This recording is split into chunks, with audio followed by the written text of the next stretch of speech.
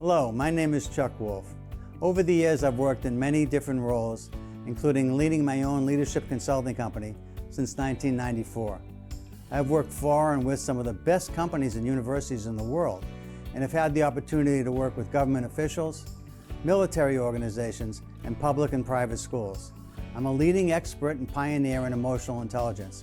Since 2009, I've been a volunteer hosting a radio show I created called The Emotion Roadmap: Take the Wheel and Control How You Feel. I really enjoy making a difference in people's lives. The show is on award-winning community radio station, WPKN in Bridgeport, Connecticut. In recent years, Simsbury Community Television has been sharing my shows on their station and on YouTube. My sincere hope is that everyone who watches regularly will learn how to use the Emotion Roadmap in their own lives by listening to people who call in to get help with challenges at work, home, and in communities. To learn more, go to www.emotionroadmap.com. If you have a comment or question, email me at cjwolf@cjwolf.com. Thank you and enjoy the show.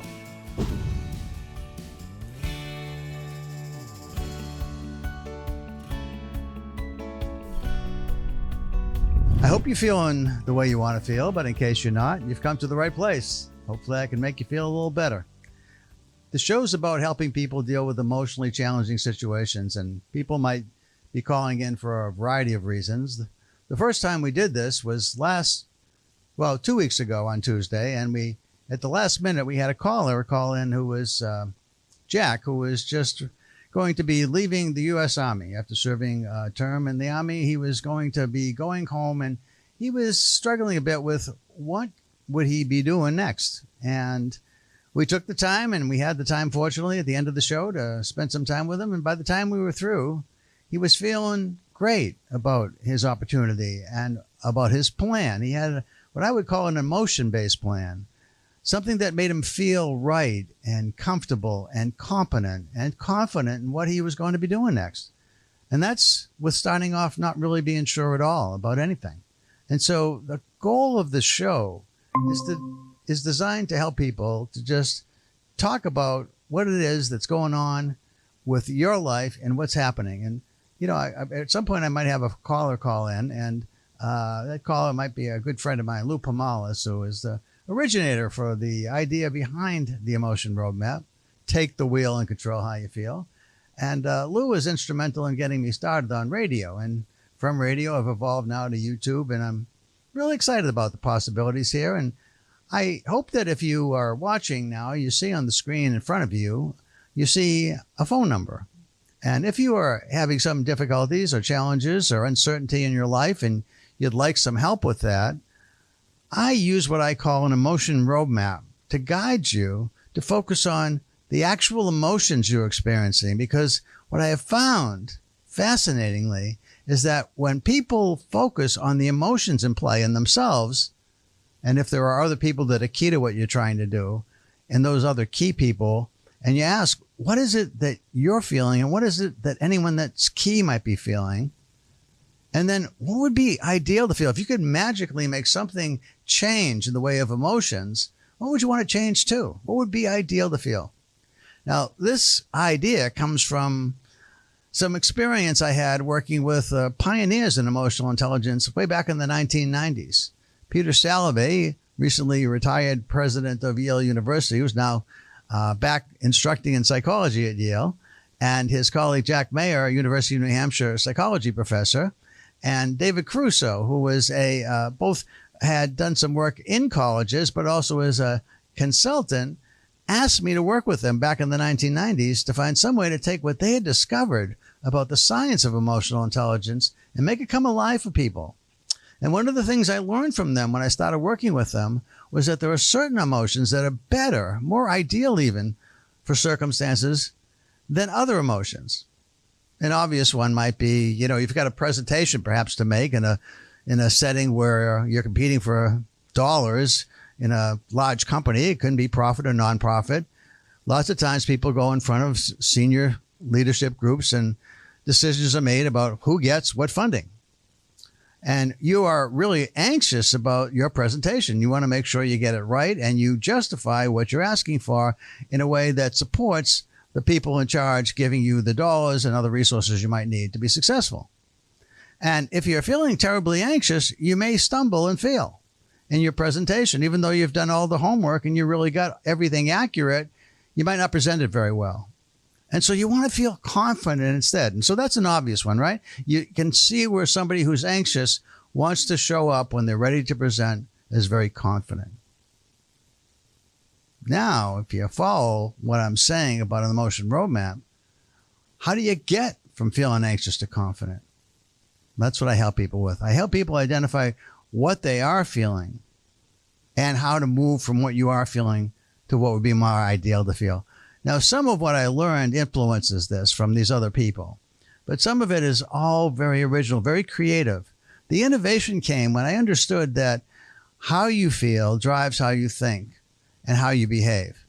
And while you might think that your thoughts drive your behaviors, I would point out that for many people that I know, there have been times perhaps where you think of yourself as a very logical person, and yet you're driven to look at your phone while you're driving.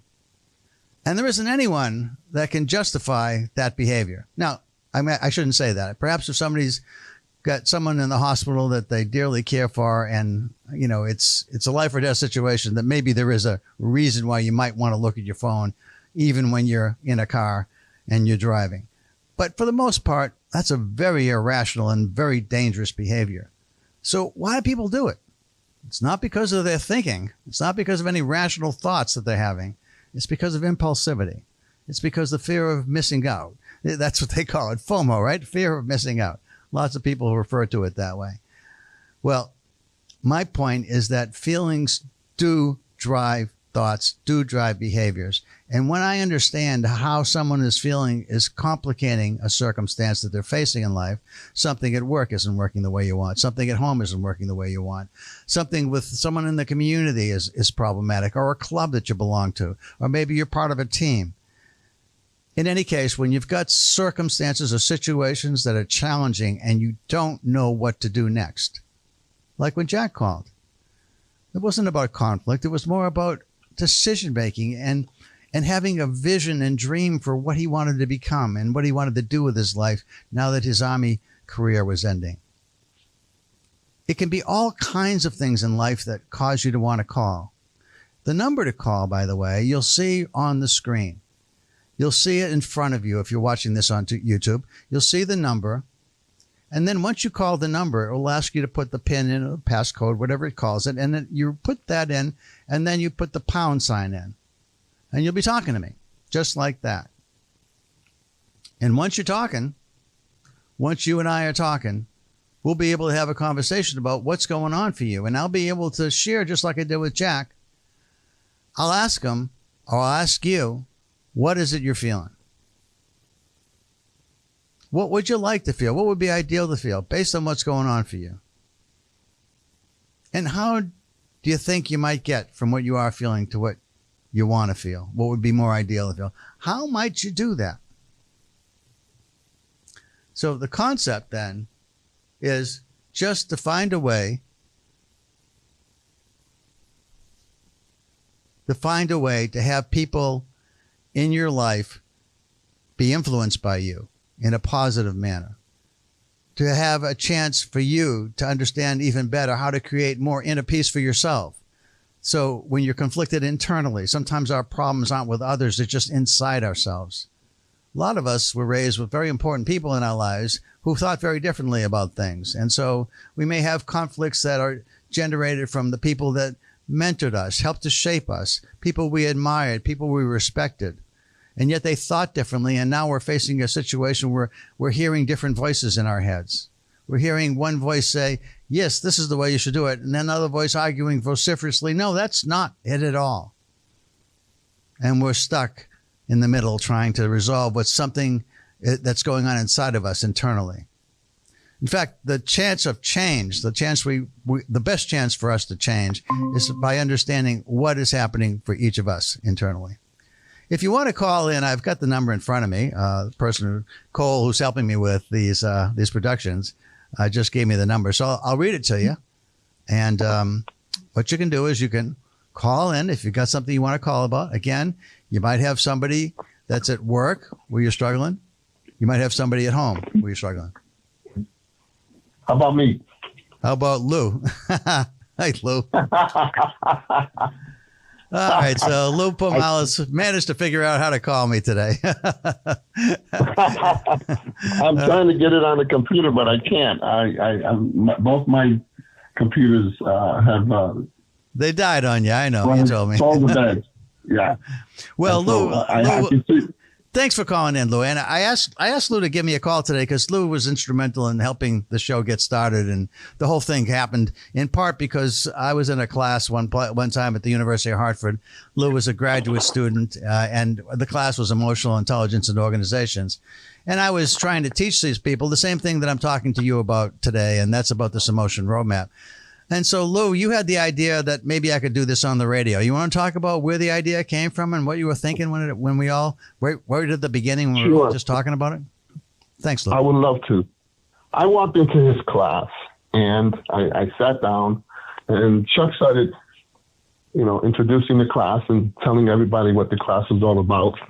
And after his description, I knew right then and there that an organization that I belonged to really needed to hear this. And I knew that this man was speaking from experience and knowledge. And I've always respected academia. And I said, I got to get this guy on the air. And I started to do some things and make some phone calls. And the next thing you know, he's on the air. But I knew that once he got on the air, there were going to be people just like me, who recognized the worth of what Chuck was saying, or is saying in this case. And it's true. He started, and it took a while for people to get enough courage, to muster enough courage to call in, because you're exposing yourself to thousands of people, and that's not the easiest thing to do. But when you're in pain and you've tried so many different things and none of it seems to work, emotional intelligence is the answer. And it may or may not be for some, but for me and many others, it is. It's a science based on experience and empirical studies. So it's substantiated. And so you can just listen to it and say, you know what? I feel that. That's how I feel. And maybe I can take control of how I feel it and turn it in an opposite direction or in a different direction, whatever the case may be. And each one is different. I used what I learned in Chuck's class and I applied it to my personal life. And I found that it was extremely useful. And it panned out. I learned it panned out. And I saw that, Chuck, I've told you many times that, Chuck, I was right. I knew that this organization that I dealt with needed someone like you because of your knowledge and experience. And you are, I don't want to say bed partners, but you are in great company with people that are experts in the field. I mean, you're up there. It's not like, well, maybe, he's a rookie or maybe he's just done it for a few years and he read about it. No, you're elbow to elbow with all the other big wheels in emotional intelligence. Thanks. And I'm right. You know that I'm right. You're very welcome. You've earned that respect. Well, I respected you from day one. And apart from how am I going to get an A in this class, I had to think, I was also thinking about how am I going to get this guy on the air? First of all, I have to convince him. And most people say, oh, no, not me. I could never do that. And you didn't take much convincing, but I had to convince you to say, maybe Lou's right. Maybe I should. And you took me up on it. And I'm so glad that you did, because I've heard people call in and I've heard them, call in and some of them are pretty distraught.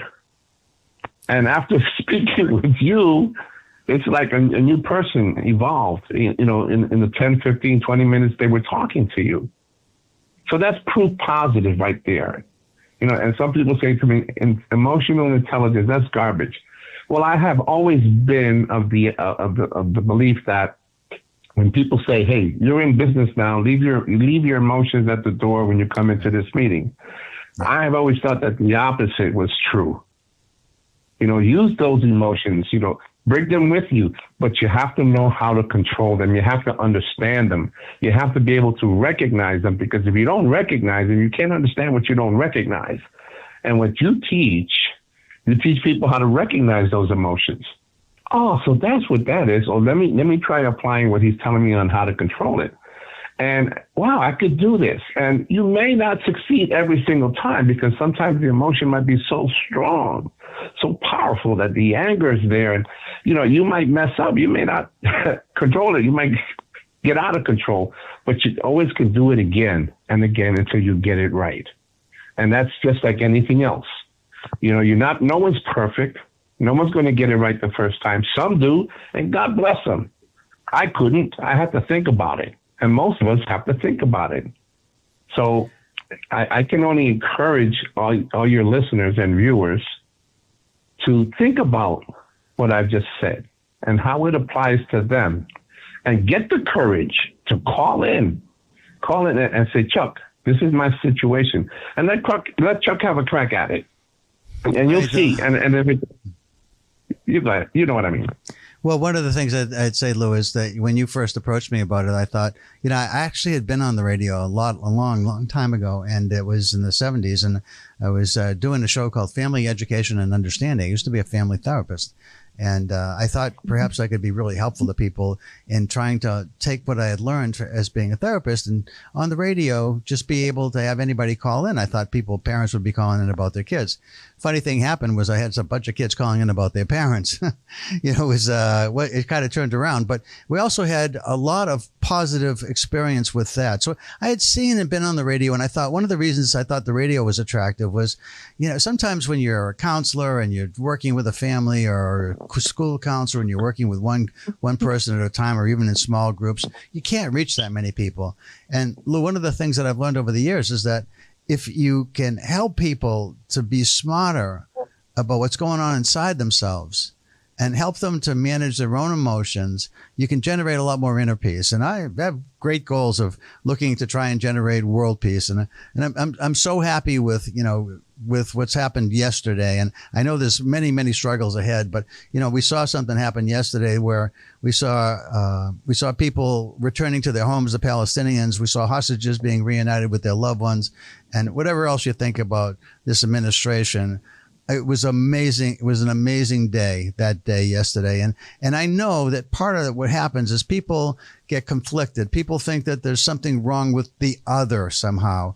And the other is just another person, another human being. And I'm hoping that the more people understand how to control what's going on emotionally inside themselves, the more they're able to understand that all of us have feelings, and those feelings matter. And when we help people to feel like they belong, and that they're valued, and that they're appreciated, and that they're understood, and particularly that they're cared about, what a difference life is for us when we do that with the people that we say we love, but boy, we sure don't always act like it. And so when you first approached me, I thought, how do I reach so many more people? I mean, can I reach a lot of people? Is this really even possible? And it took a while, Lou. I mean, you had to use your own emotional intelligence to fight. A lot of people want to be on the radio, it turns out, and it's not easy to get on the radio. And I just celebrating my 16th year there now. And I remember, Lou, I think I told you this. This is one of the greatest moments in radio time for me was when a father called me, and he asked us a couple of years ago. He said, Chuck, how long have you been on the air doing the emotion roadmap? Take the wheel and control how you feel. And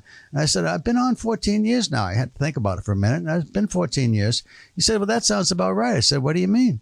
He said, well, my son was born 13 years ago, and I've been raising him listening to the things that you talk about. I listen to your show all the time, and I just tried really hard to be really emotionally smart, use that roadmap you talk about, try to think about what I wanted my kid to feel, how I wanted them to understand about the importance of other people's feelings. And he's a great kid, and I wanted to thank you for that. And Lou, for me, it's like, wow, as you said, people called up and talked to me, and in 15 minutes, I'm able to help somebody who's got something going on internally that they're struggling with feel like it's turned around, like I did with Jack last week when he called. And so when that happens that quick, other people then feel like, hey, I think I'll call. And it is scary. It's certainly scary to call the radio about anything, and never mind putting something out on the table that you're not actually successful with, something that you're struggling with, that you're challenged by, that you're uncertain about what to do next. Putting that out there is tough. The reason I ask you to do that is to help everybody, because one of the things that drives my life is I love being able to help somebody. When you came to me about a few things with the radio station and some of your own stuff, and other people in the class did too, I tried to show everybody how I could help each individual and hope that they learned the methodology, the process, the logic behind what I was saying.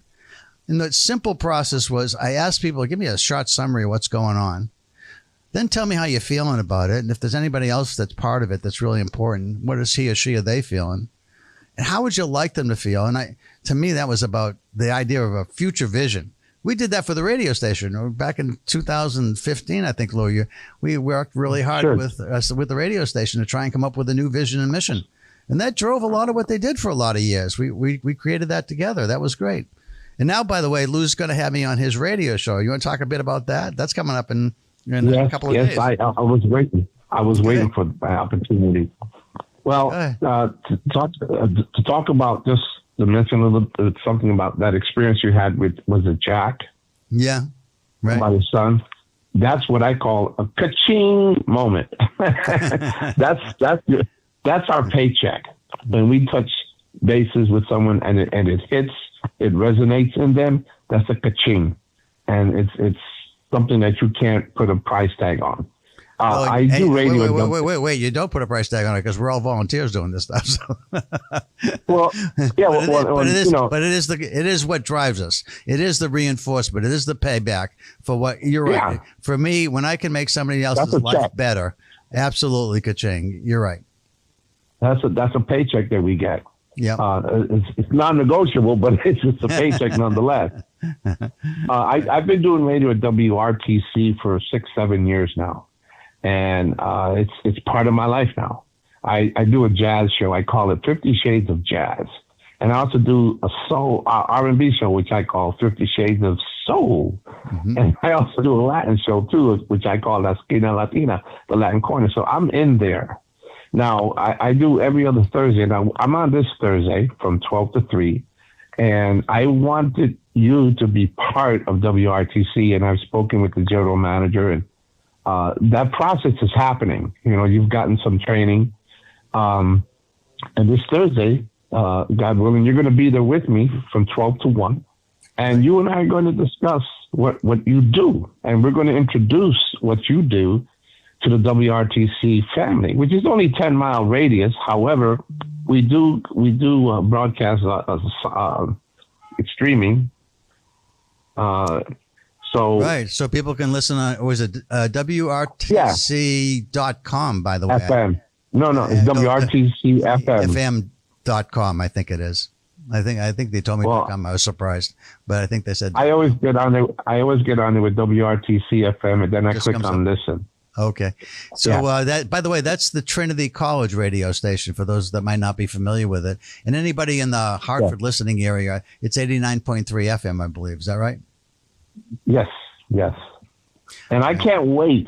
Because this is going to be the launching of another Chuck moment on another radio station. And they're going to be thrilled. I know it. They're going to say, what the hell is that? What's he talking about? And it's going to pique their interest.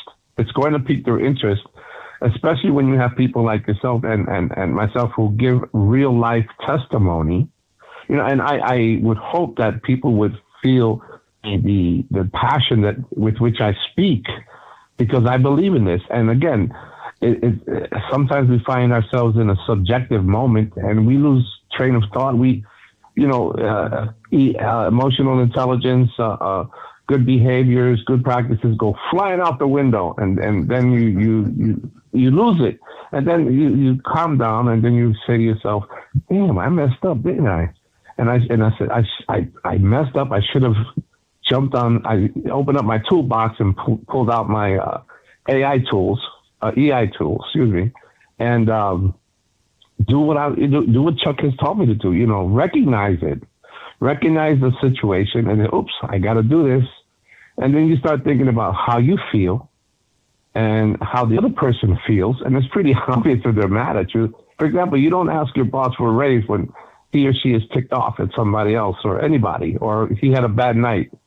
Don't ask your boss for a raise. And that's an oversimplification of how you can apply emotional intelligence.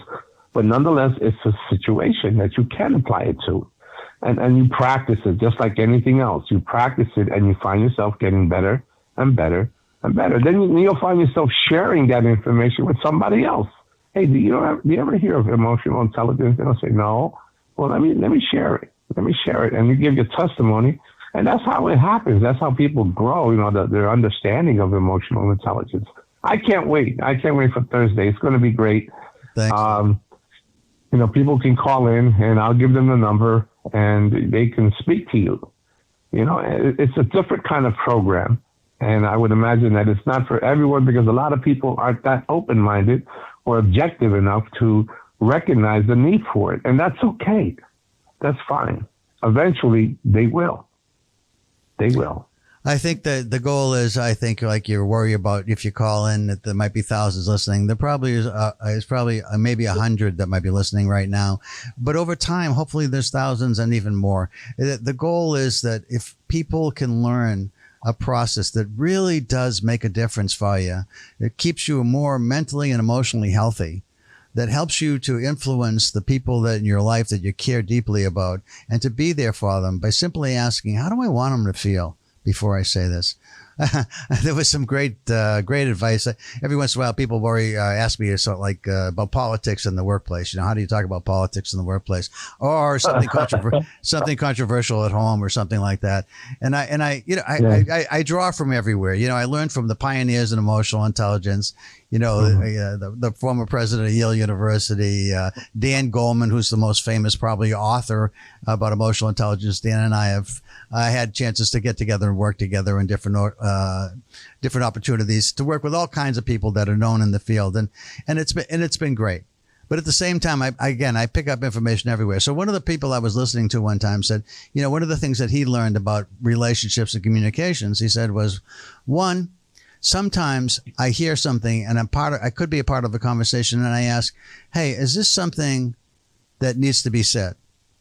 That's the first time. And then maybe yes, but then the next question before I say it is this something that needs to be said by me? And he said that then I don't stop there. I go to the third question, which is, does this need to be said by me now? And most of the time when I get to that third question, the answer is no. And he said it took him 3 marriages to learn that. So my thought was this came from Craig Ferguson, a Scottish comedian, but it's great advice. Bill Maher had something recently that really caught my attention too. Bill Maher said, he's never been married, but he's been in long-term relationships. And he says, if somebody's bat and, his language, crazy, they got a crazy point of view. And you want to tell them it's a crazy point of view, but you want to stay in that relationship. You got to learn to let it go. You got to learn to let it go. Sometimes relationships are more important than saying something to somebody that you think is so critical that they need to change their mind about. So there's times when you do need to speak up and you do need to own who you are, what you value, what your principles are. But a lot of times I think you'd probably want to take a pass, or at least be thoughtful about how you say it and how it's going to make the other person feel. And then ask yourself, is that really worth it? Because I don't think it always is, even though we think it is in the moment. And that's the point about what Craig Ferguson said. So I think there's lots to learn about how to be emotionally smarter. I think it starts with asking yourself, look, what's going on? How am I feeling? What would I like to feel? How do I get to what I want to feel? And for somebody else that's important to me. Doesn't have to be somebody you care about. A lot of time at work, there's people we don't even like, but we have to work with them. It's just like in politics or in country to country, you may not trust who you're dealing with, but you got to work with them. You got to find a way to work with them. And you got to, Reagan said it years ago, trust but verify, but you got to figure out how to communicate in order to make things better between a group, a nation, an individual, a family, a workplace, an organization. Everybody benefits when they slow down a little bit and they think about, wait a minute, before I say what I'm about to say, Is that how I want the person to feel? What I'm going to say is going to make them feel a certain way. Is that what I want? And if it isn't, well, I need to think about this again. I need to stop and rethink. How do I want them to feel, and what's going to make them feel that way?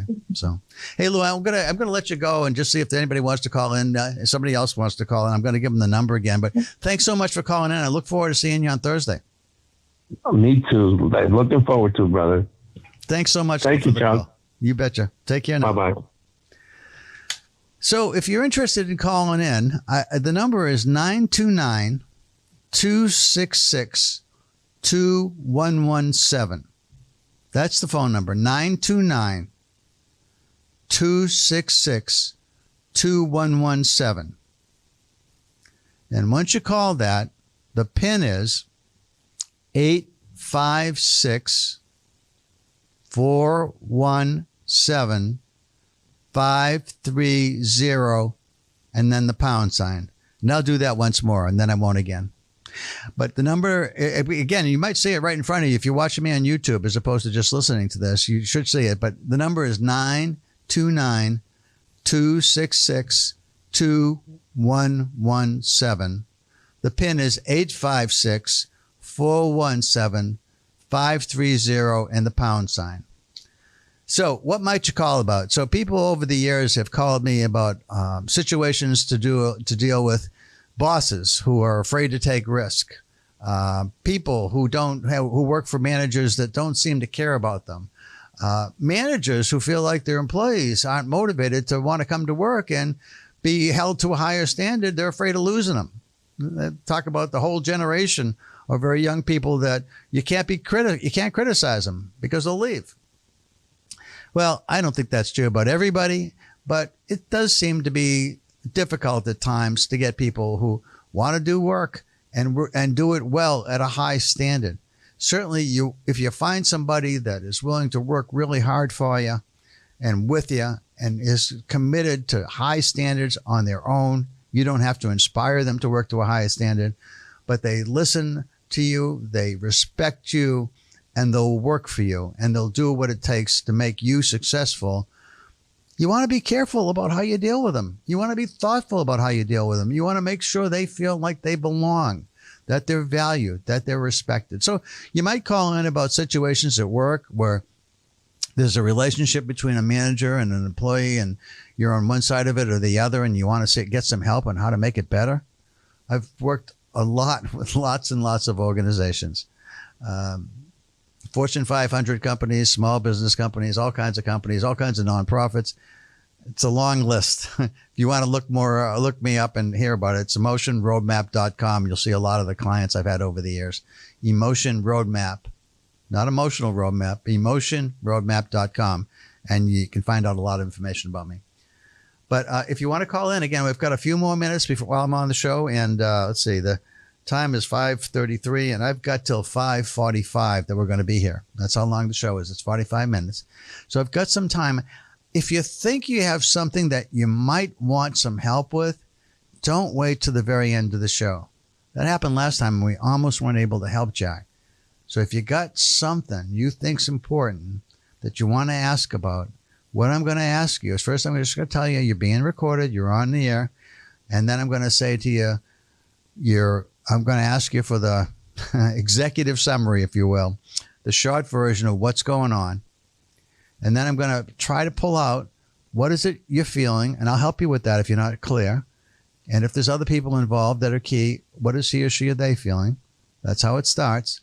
And then the most important question I can ask you is, what do you really think would be great to feel? What would be better? What would be ideal even to feel for you and for anyone else that's key? And then together we discover, how might you get there? How do emotions work? What's the science of emotional intelligence teach us? And again, I've been around this a long time now, since the 1990s. So I know a lot about the science, but I'm also, because I've been a therapist, sort of an artist with this. Because I understand that while there's general science that informs emotions and how they work for the large part of the population, how something happens for most people may not be how it happens for you. And so that's the art, is to understand who you are, and what's important to you and what might move you. And it may not be what's going on for other people. It may not be the same. And I've got somebody on the air. Who's calling, please? Sorry, I don't hear you. Oh, sorry. Hello? Hi. You're on the air. Who am I talking to, please? Oh, yeah. Hi. This is my name is James. Yeah. Hi, James. Thanks for calling in. I just want to know you're being recorded, and if there's something I can be helpful to you with, that's great. What is it you're calling about, James? Yeah. So I kind of wanted your advice regarding it's a relatively personal issue, but I haven't really had many people to really talk to it about. I have a relatively specific hobby. I'm kind of in my mid-20s, and my hobby kind of revolves around collecting action figures. I don't know if you've heard of the action figure called Funko Pops. I usually collect my favorite Marvel characters. I care about them a lot, and this is why it's relatively important for me, and I have a significant amount of money invested into these items because they are fully investments, about $35,000 currently. Okay. But my wife, she's not very receptive to this hobby, and it's kind of led me to have feelings of doubt currently in my relationship and kind of isolation because I don't really have a good support group with my family members who are saying they also disagree with the hobby, and it's something that I've just found to be pretty difficult currently. So I was wondering if you had any advice regarding this. It's interesting. I've done so many different things in my life. So one thing what was your first name again? James. James.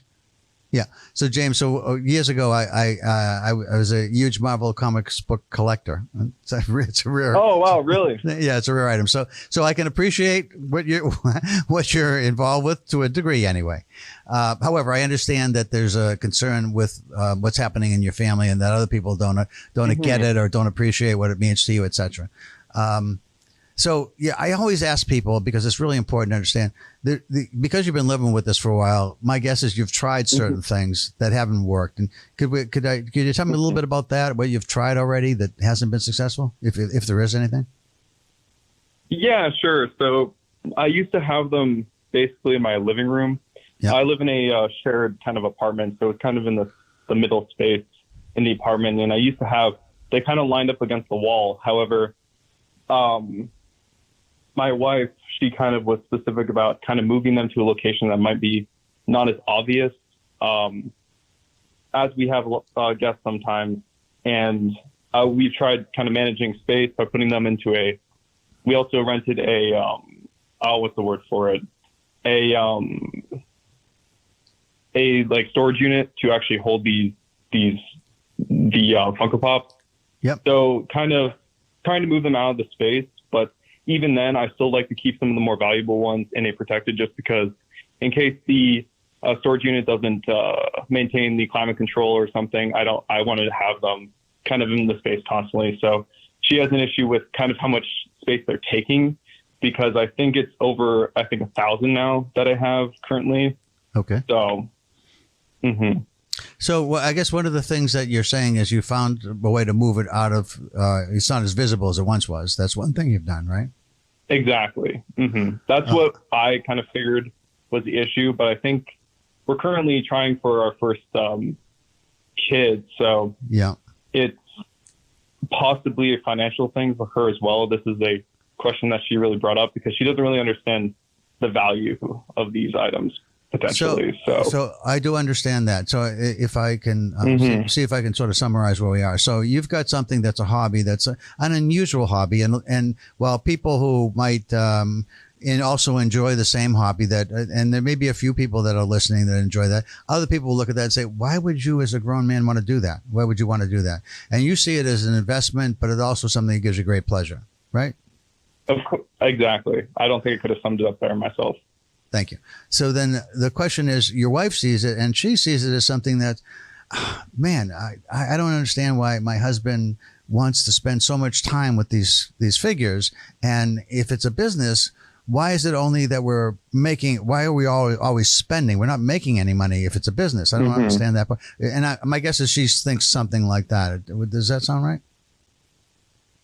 Yeah, I think it comes to the fact that I usually say that I'm going to try to sell these items, but they hold significant sentimental value for me. So it's difficult for me to not collect not collect and, sell these. It's more of something that I tend to predominantly focus on the first part rather than the latter part. Right. So here's where life becomes challenging because how do you want your wife to feel? I think you already know the answer, but you haven't been wanting to take that step, which is it's a business, honey. It's a real business. And I've sold a few pieces this month and I'm still going to use that money to buy more pieces, but it feels more real if you're willing to make that kind of move, but you haven't yet, right? Yeah, I think it comes with trying to figure out a way for maybe her to understand the potential benefits to this. I just think it's been difficult, especially with my family members who might not, who have distinctly mentioned their kind of lack of respect for the hobby just because it's not really something they understand. I suppose they equate it to something I'm not really sure, to be honest, but as for me, it has been a very valuable part of my life. And I think it's been difficult with having so much pressure to get away from this hobby. So, well, I think, by the way, while some people might not, think that it makes any sense to own action figures, lots of people own artwork that other people don't think is art at all. But it's about their taste, and what they think is valuable to them might not be valuable to other people. So, I mean, if you can see it in a broader perspective than just, hey, this guy likes action figures, what's going on?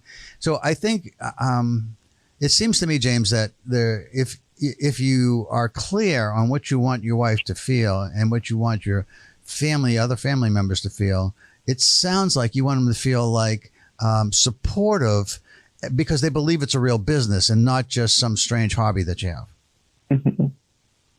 Yeah, maybe it's a kind of a failure on my part explaining it possibly, and maybe explaining the financial gain that as I don't think it's the messaging, James. I think it's the commitment to actually make it a business, not just a collector's hobby. Oh, okay. I see. Okay, I see what you mean. Mm-hmm. So the key seems to me, if you want your wife to feel supportive and your family members to feel understanding and supportive, then it needs I really would have to focus on pushing towards a more financial, explain the financial benefits of the hobby and try to turn it more into a business that I can use as a hobby and as a means of income. Yeah, I don't think it's anything. I don't think there's anything to do with words and explanations. I think it has to do with actions, James, and actually selling a few pieces. Which I understand how you feel about that. I get it, but if you don't, here's what's interesting: if you sell a few pieces and you bring that money in, that money doesn't have to go someplace else. That money can be used to buy other pieces. You know what I mean? So it still feels good to you at some level, but it also demonstrates that you actually are capable of doing this as a business. And maybe at some point you take some of the money that you make and use it, to buy something for a kid's nursery at one day, Yeah, that could be a good idea. I didn't really think of it that way. Well, but that you want to see how you turn around, how you influence how other people feel about this. There's no more words. There's no more explanations. It's actually selling a few pieces, I think. Okay. Yeah. No, that makes sense. I think I'll try to present more of a financial. I'll try to turn this more into a business and try to turn it into more of a combination hobby type of thing, kind of explain it better to my family members and my significant other. Yeah. If you find some way to make this work and you actually are selling some pieces, you might actually find it's a ball to do that. It's a ball to get into that trading business where you're selling a few to get some others, but you're taking some of that money and giving it to some of the to your significant others towards something else that you both have in common, and then everybody's on board with what you're doing. No, yeah, that makes definite sense. Yeah, I'll have to. I appreciate the help. Thank you. Well, thanks so much for calling, James. I appreciate it, and best of luck with that. And I hope that your characters do well. I'm a fan. Yeah, no, they're great. I try to take as good of care as I can of them. So. Yeah, and now I'm going to have to go home and talk to my wife about my comic book collection.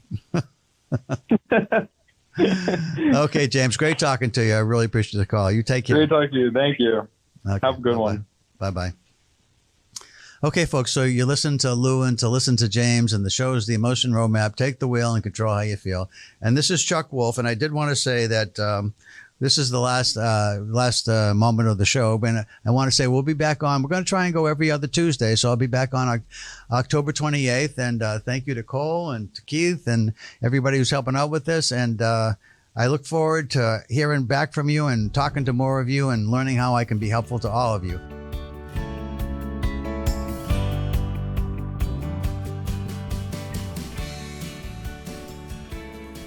For over 40 years, SCM has been the voice of our town, bringing us together through local programming, education, and live broadcasts. SCM isn't just about television. It's about empowering our community, ensuring our voices are heard during government meetings, and celebrating milestones like our high school graduations. But today, SCM faces a challenge. Our funding structure is based on television subscriptions. And it's no secret, people have been cutting the cord. With a shift to internet-only subscriptions, SCM receives less revenue, even though all our programming is freely available online. We need your support. We need your support. We need your support. We need your support. We need your support. Your donation can make a difference. It will ensure that SCM remains open, continues to educate our youth, and keeps our community informed. Thanks to SCM, I've been honing my creative skills, helping me work towards my college degree. SCM is crucial for keeping our community connected. SCM isn't just here to broadcast local events.